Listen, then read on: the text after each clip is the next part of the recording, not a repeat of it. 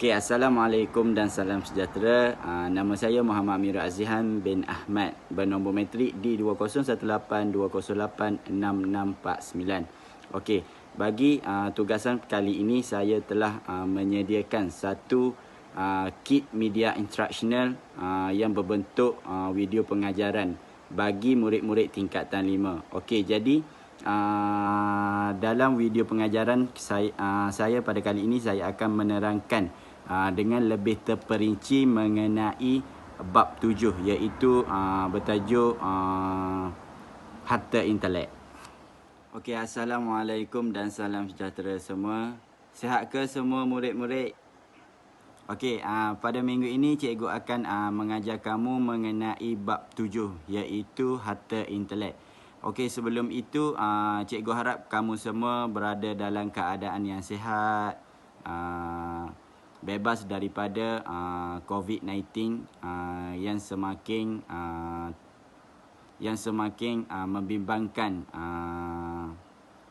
membimbangkan kita semua di Malaysia. Okey, cikgu harap kamu semua dijauhi daripada penyakit yang berbahaya ini, dan kita sama-sama berdoa agar penyakit COVID-19 ini cepat beredar daripada bumi Malaysia. Okey, memandangkan pembelajaran tidak dapat boleh dijalankan dengan cara bersemuka, maka cikgu telah menyediakan satu video pengajaran pada minggu ini. Cikgu harap kamu semua dapat lihat dan dapat memberi fokus berdasarkan apa yang cikgu sampaikan ini. Okey, kita masuk kepada pengenalan. Okey, pembangunan harta intelek biasanya dikaitkan dengan perlindungan hak harta intelek kerana dikatakan menjadi pendorong utama kepada mereka cipta dan pencipta untuk menghasilkan harta intelek yang baru. Dan yang kedua, harta intelek juga menggalakkan perkomersialan, pemindahan teknologi dan juga perdagangan antarabangsa. Okey, ini merupakan badan yang dipertanggungjawabkan untuk menjaga hak harta intelek di Malaysia. Okey, MyIPO merupakan sebuah badan yang dipertanggungjawabkan untuk membangun dan mengurus sistem harta intelek di Malaysia. Tujuan penubuhan MyIPO adalah sebagai salah satu badan berkanun yang dikawasalia oleh Kementerian Perdagangan Dalam Negeri, Koperasi dan Kepenggunaan KPDNKK untuk menguruskan permohonan pendaftaran, seterusnya menyelia beberapa akta perlindungan bagi semua komponen harta intelek. Okey, jika kamu semua dapat lihat, ini adalah peranan MyIPO sendiri, iaitu yang pertama memperkukuhkan perundangan harta intelek, dan yang kedua menyediakan maklumat harta intelek yang lengkap dan mesra pengguna, dan yang ketiga iaitu menyediakan khidmat nasihat, dan yang keempat menggalakkan program kesedaran awam mengenai kepentingan harta intelek, dan yang terakhir iaitu mewujudkan sistem pentadbiran yang cekap dan berkesan. Okey, di sini terdapat definisi dan kepentingan mengenai harta intelek. Okey, di antara kamu, adakah di antara kamu yang sudah tahu apa itu harta intelek? Okey, di sini cikgu akan menerangkan dan menjelaskan apa itu dipanggil sebagai harta intelek. Okey, harta intelek merujuk kepada harta yang lahir daripada kreativiti minda manusia seperti karya sastra dan seni, simbol, nama, imej, reka cipta, reka bentuk yang digunakan dalam perdagangan. Okey, seterusnya hak intelek dilindungi dalam undang-undang bagi membolehkan orang ramai untuk mendapatkan pengiktirafan atau faedah kewangan daripada bahan yang mereka cipta. Dan yang seterusnya, harta intelek juga memberi hak eksklusif kepada pemiliknya untuk mengawal dan mengeksploitasi hasil intelek mereka. Dan yang keempat iaitu mereka juga boleh mengambil tindakan undang-undang ke atas pihak yang melanggar hak mereka. Okey, di sini cikgu akan menjelaskan jenis-jenis harta intelek dengan lebih terperinci. Mungkin kamu di antara kamu tertanya-tanya apakah itu dipanggil sebagai harta intelek. Okey. Harta intelek sebenarnya terdapat dua, iaitu hak cipta dan juga harta industri. Di dalam harta industri ini terdapat 5, iaitu pertama paten, yang kedua cap dagangan, dan yang ketiga reka bentuk industri, yang keempat petunjuk geografi, dan yang terakhir iaitu reka bentuk susun atur lita bersepadu. Okey. Yang pertama hak cipta. Hak cipta merupakan perlindungan yang diberikan kepada penulis atau pemilik hak cipta dan pelaku tertakluk di bawah Akta Hak Cipta 1987. Okey. Karya-karya yang mendapat perlindungan harta intelek ialah seperti karya seni, karya sastra, karya muzik, karya terbitan, filem, siaran dan rakaman bunyi. Di sini jelas menunjukkan di antara ini merupakan karya-karya yang diangkat dan mendapat perlindungan harta intelek di Malaysia. Okey. Yang kedua iaitu harta industri.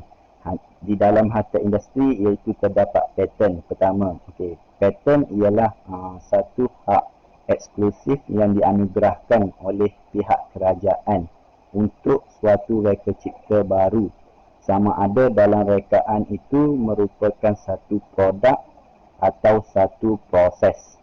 Di dalam paten juga mempunyai pembaharuan utility, iaitu apakah utility? Adakah di antara kamu tahu apakah pembaharuan utility? Okey. Utility adalah hak eksklusif yang diberikan untuk reka cipta kecil yang tidak perlu melalui ujian langkah mereka cipta, seperti mana untuk mendapat paten. Okey, paten juga mempunyai tempoh yang tertentu, iaitu paten dilindungi selama 20 tahun daripada tarikh pemfailan, iaitu tertakluk kepada pembayaran fee tahunan. Okey, yang kedua pembaharuan utility juga dilindungi selama 10 tahun daripada tarikh pemfailan dan boleh dilanjutkan sehingga atau selama 10 tahun tertakluk kepada penggunaannya. Okey. Ini merupakan reka cipta yang tidak boleh dipatenkan.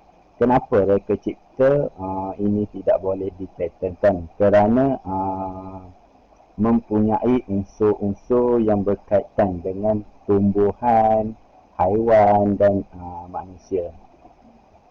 Okey, jika kita lihat yang pertama, penemuan teori-teori saintifik dan kaedah matematik. Okey, yang kedua, variati tumbuhan atau haiwan atau proses.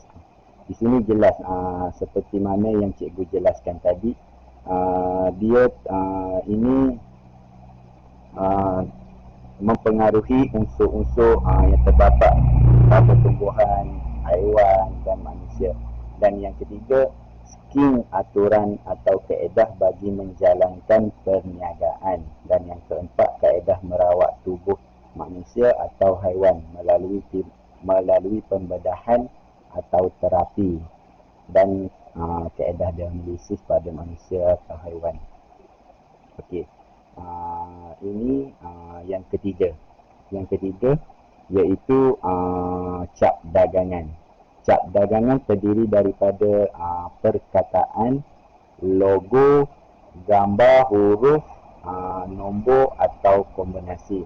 Okey, penggunaan boleh mengendalikan dan mengaitkan suatu keluaran dengan perniagaan tertentu melalui cap dagangan atau lebih dikenali sebagai tanda, jenama, logo atau tanda niaga.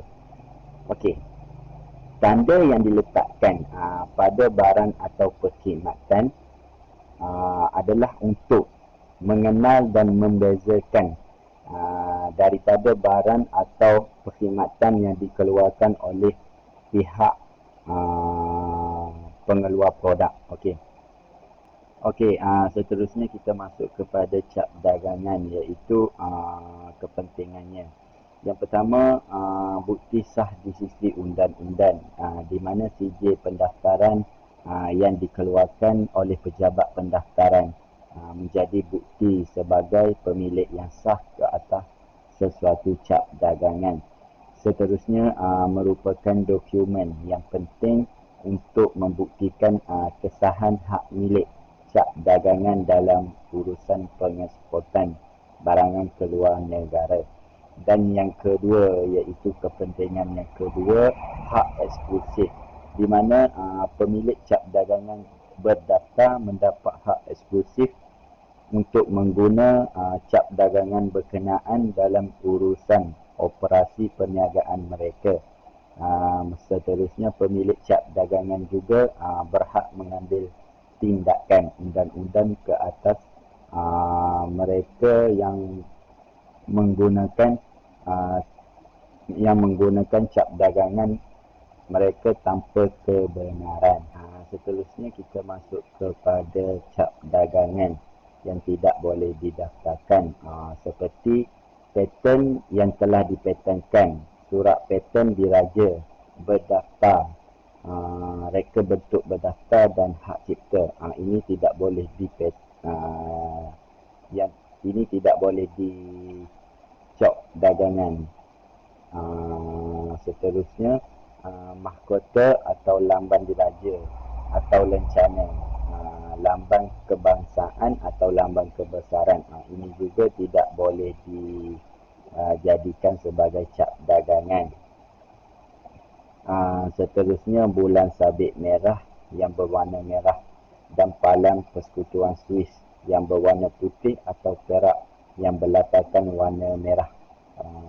Seterusnya, simbol Kapten Tentera dan Polis Diraja Malaysia. Ini lagi tidak boleh untuk dicap dagangankan.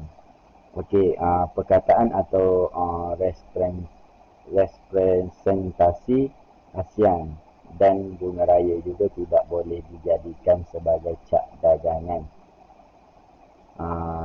Yang seterusnya, suatu representasi nama, lambang, bendera mana-mana organisasi antarabangsa, negeri, bandar, pertubuhan dan perbadanan. Dan yang terakhir iaitu simbol yang di-Pertuan Agong, Raja Permaisuri Agong, sultan-sultan yang di-Pertuan Negeri. Ini lagi tidak boleh dijadikan sebagai cap dagangan. Okey, kita lihat seterusnya iaitu reka bentuk industri.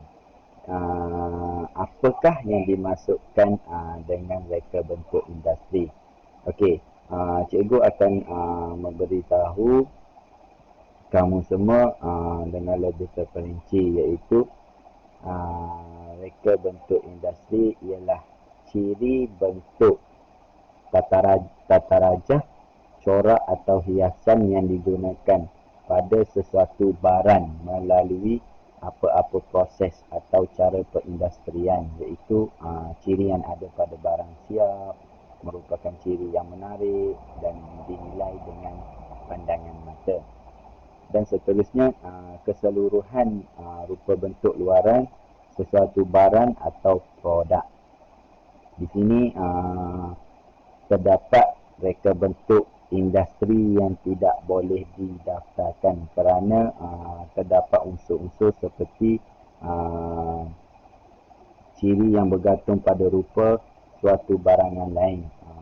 Yang kedua, berbeza segi butir-butir tidak material atau ciri-ciri biasa yang digunakan dalam suatu perdagangan. Ini juga tidak boleh dijadikan sebagai reka bentuk industri. Dan yang seterusnya, bertentangan dengan ketenteraman awam atau prinsip moral. Juga tidak boleh. Ciri yang bergantung pada fungsi, kaedah atau prinsip pembinaan, tiada nilai estetik yang jelas, juga tidak boleh dijadikan sebagai reka bentuk industri. Okey, ini merupakan petunjuk geografi, iaitu petunjuk geografi adalah salah satu kategori hak industri, iaitu petunjuk geografi ialah tanda yang memberitahu para pengguna bahawa sesuatu barangan itu dihasilkan di sesuatu kawasan atau tempat tertentu. Barangan tersebut dipengaruhi oleh faktor persekitaran seperti iklim dan tanah. Petunjuk geografi adalah sangat penting kerana dipengaruhi oleh persekitaran seperti iklim dan juga tanah. Okey, petunjuk geografi yang telah didaftarkan. Jika dapat kamu lihat, geografi yang telah didaftarkan semua terdiri daripada negeri Sabah dan juga Perlis ada dan Sarawak. Okey, jika dapat lihat, Sabah Tea merupakan keluaran daripada Sabah, Tenon Coffee, Virgin Coconut Oil, Mangga Harum Manis dari Perlis, manakala kek lapis adalah dari Sarawak. Okey, petunjuk geografi yang beroperasi untuk pendaftaran. Okey, ini yang belum didaftarkan tapi ada potensi untuk didaftarkan, seperti kuih cincin papal, songket Terengganu, labu sayur, cecalut.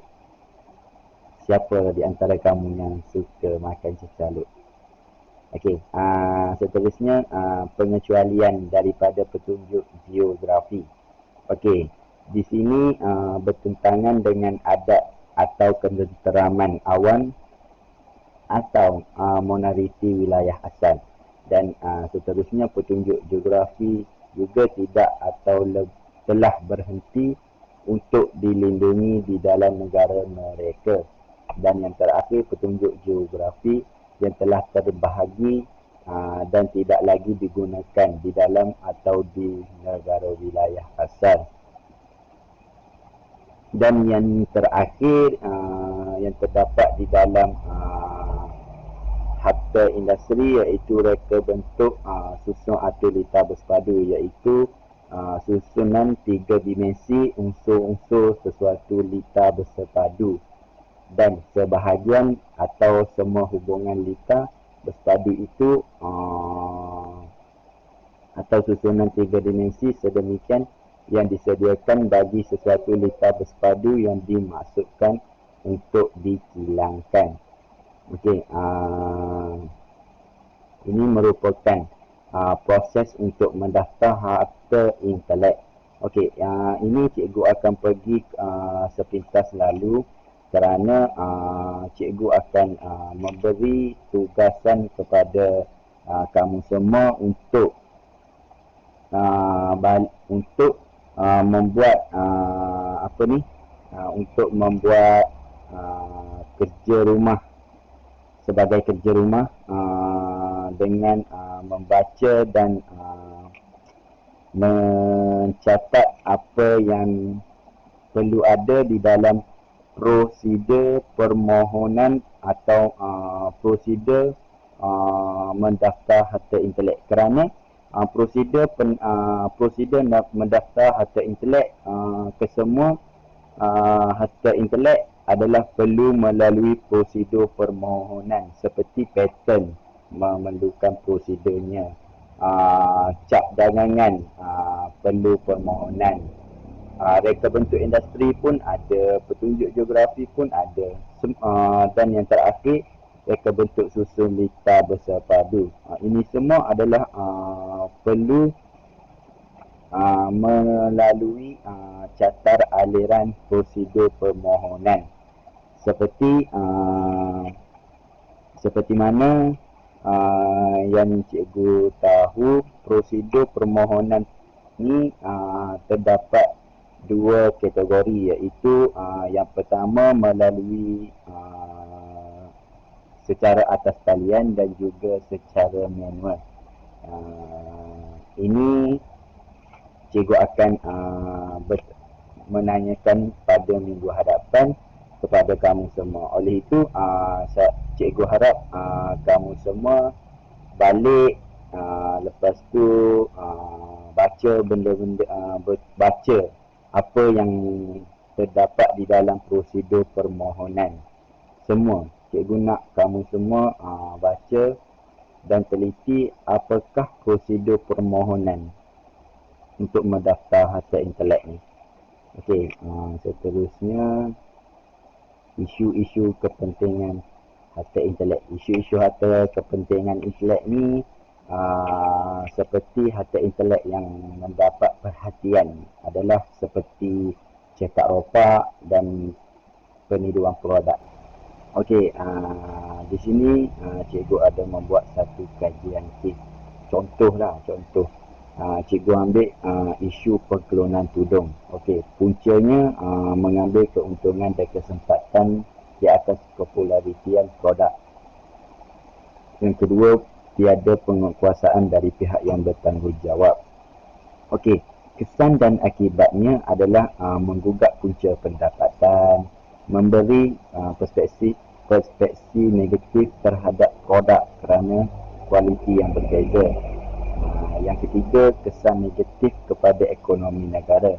Manakala langkah penyelesaiannya adalah mempetakan produk yang dihasilkan, meningkatkan penguasaan dari pihak berkuasa, dan yang terakhir iaitu memikirkan strategi yang lebih berkesan untuk memastikan produk yang dikeluarkan lebih mendapat permintaan di pasaran. Okey, itu sahaja daripada cikgu. Cikgu ucapkan terima kasih banyak-banyak kepada kamu semua kerana sudi melihat dan mendengar video cikgu pada kali ini. Sebarang masalah ataupun persoalan boleh terus WhatsApp cikgu secara personal, ataupun kamu semua boleh bertanya kepada cikgu pada minggu hadapan sewaktu kelas pada minggu hadapan. Itu sahaja daripada cikgu. Okey, bye.